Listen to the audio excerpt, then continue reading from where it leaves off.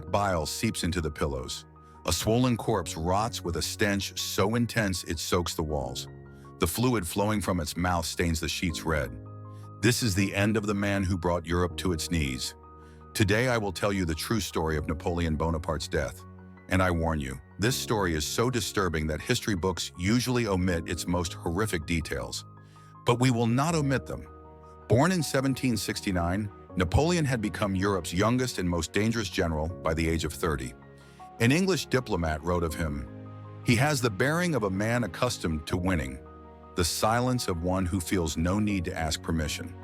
His dark, almost black eyes scanned the room before he entered it. Sharp, intense, electric. He crushed a starving army in Italy. He lost his ships in Egypt, but returned as a legend. When Paris was in turmoil, he seized power without firing a single shot. Within 5 years, he crowned himself emperor, with the crown in his hand beneath the dome of Notre Dame. But here's the question.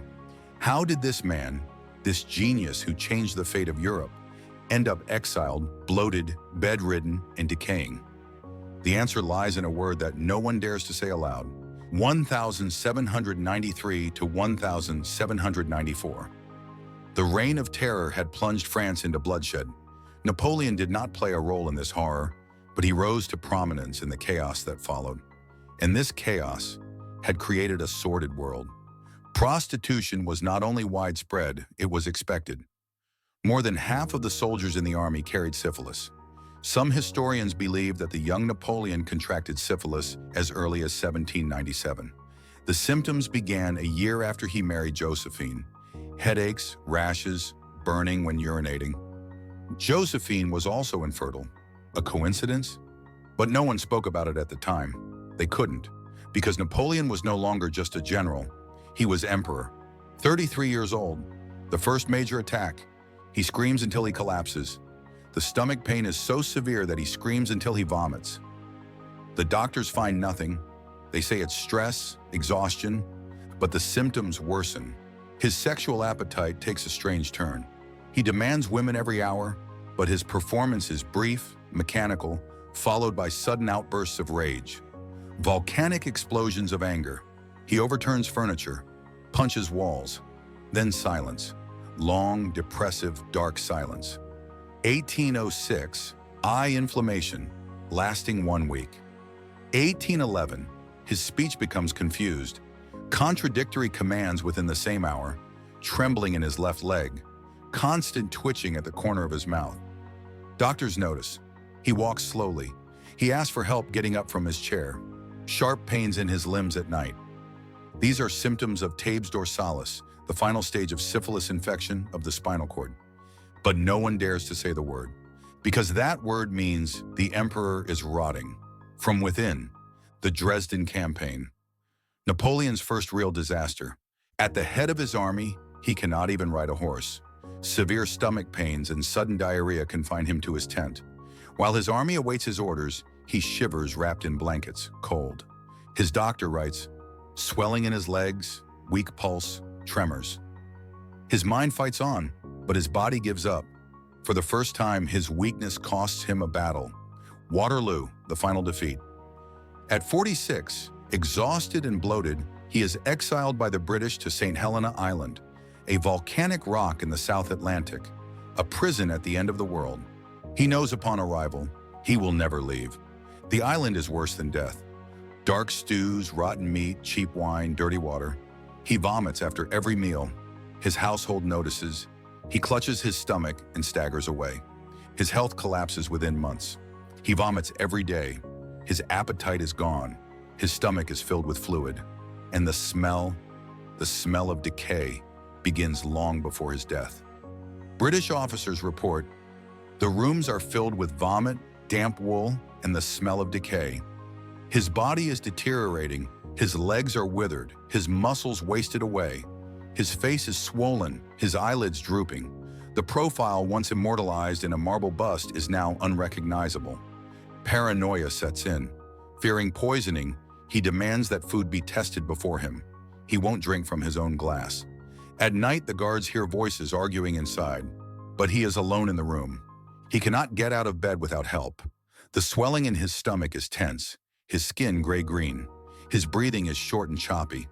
But something is changing. The anger is subsiding. In its place, nostalgia. He keeps Josephine's portrait with him. He brings the gold snuff box she gave him to his lips and whispers. His valet Marchand will later write, "We never repeated his words. They had to remain private." He whispers the names of past victories, Austerlitz, Marengo, Jena. Sometimes he doesn't speak. He just stares at the ceiling, at the past. Care is no longer service, but friendship. Marchand wipes his mouth, bandages his wounds. Albathrone gives him medicine. They are protecting the last shreds of honor of a man who once crowned himself with his own hands. May 4th. The priest is called to perform the last rites. Napoleon can no longer speak. His mouth is dry. When asked if he is dead according to Catholic belief, he shakes his head slightly. His last conscious movement. May 5th afternoon, 51 years old. He takes his last breath. But the horror doesn't end there. His stomach, filled with fluid, remains rock hard. The body is stripped, washed, laid on a wooden table. Autopsy.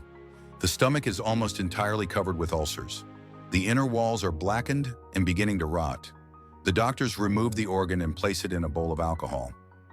Marchand stands at the door. He refuses to approach. The smell is too strong. May 9th, funeral. The British prepare a simple coffin. The French cover it with tin. He is buried under a willow tree in the Valley of Roses. They don't even write his name on the gravestone. The governor insists, "A name encourages legend." The man who spent his life redrawing Europe lies in an unmarked grave. And the irony doesn't end there. His only legitimate son, Prince Napoleon, dies in exile at the age of 21. Not as a prince, but as Duke of Reichstadt. The title of emperor was never his. The dynasty ended, the throne was reclaimed, his enemies won.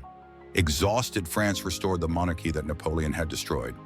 The death of Napoleon Bonaparte symbolized not only the demise of a man, but the collapse of a revolutionary legend. The man known as the God of War became, like all humans, a prisoner of biology.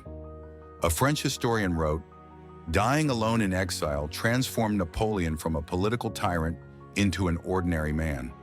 The man who once dictated the terms of peace in imperial palaces died in a windy garden, surrounded by foreign guards and island farmers. His laws, secular education, and modern state live on today.